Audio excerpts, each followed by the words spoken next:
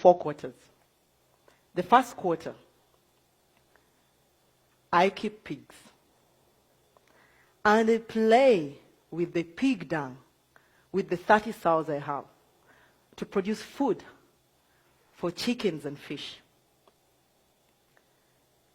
This is what I do. In the morning when I pick the pig dung from the piggery house, I leave it out in the open for 6 to 8 hours. And in so doing, flies come along and they lay eggs on it.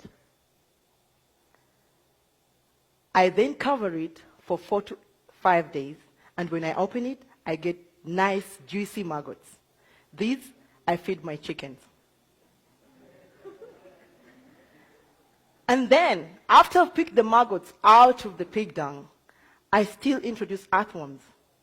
And when I do, the earthworms multiply. As they're multiplying, they eat on the pig dung and they produce soil. This soil I use to grow vegetables. And sometimes I sell to the people in the city as for their potted plants. And as the earthworms multiply, they excrete. When they excrete, I use their excreta as a pesticide and a fertilizer for my garden. Pig dung is gold to me because I save 80% of my cost of production by feeding the chickens and the fish, which I wouldn't have done if I was using commercial feed. The second quarter, I keep cattle. While almost everyone in Uganda uses firewood and charcoal to cook, I use dung for the cows. I introduce it in an anaerobic digester. This is an airtight tank that uses microorganisms to degrade the cow dung. And in the process, it produces biogas that I use to cook. I don't have soot, while the rest of the people who use charcoal and firewood do. And in the process, I save on what would have happened if we cut down trees to make charcoal and biogas. Because when we do that, we bring climate change issues.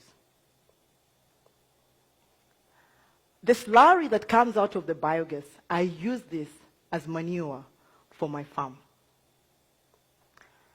In this third quarter, I grow matoke or plantain. This is my staple food.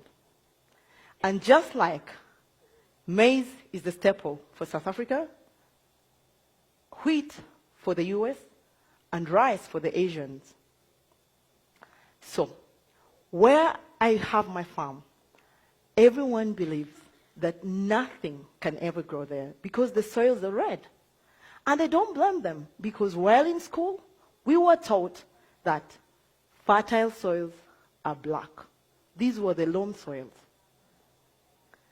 But the soil in my garden says, uh-oh, you won't grow here. And the matoke says, I will if I'm given water and manure.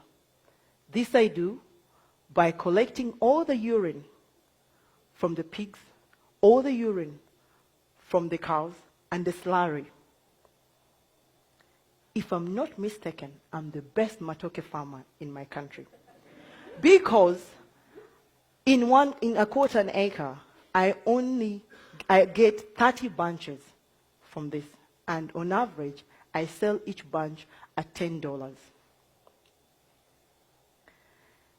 The fourth quarter,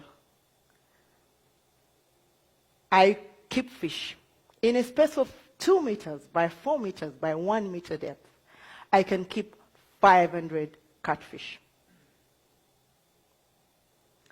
I also do aquaponics. This is where water that comes from the fish goes through the plants, and as it goes through the plants filter it because they take the ammonia, the nitrates that were produced with the fish dung. So when it goes through the water and back, when it goes through the plants and back to the water or to the fish, it is clean, oxygenated water for my tilapia. Tilapia needs oxygen. In a space of 8 meters by 15 meters, I grow tomatoes, and I can have 4,800 kilos in 6 months, which amounts to about 2,700 US dollars. I also do hydroponics.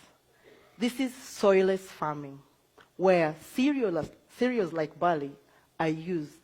They are sprouted and using germination, conditions of germination, that is air, water, and warmth.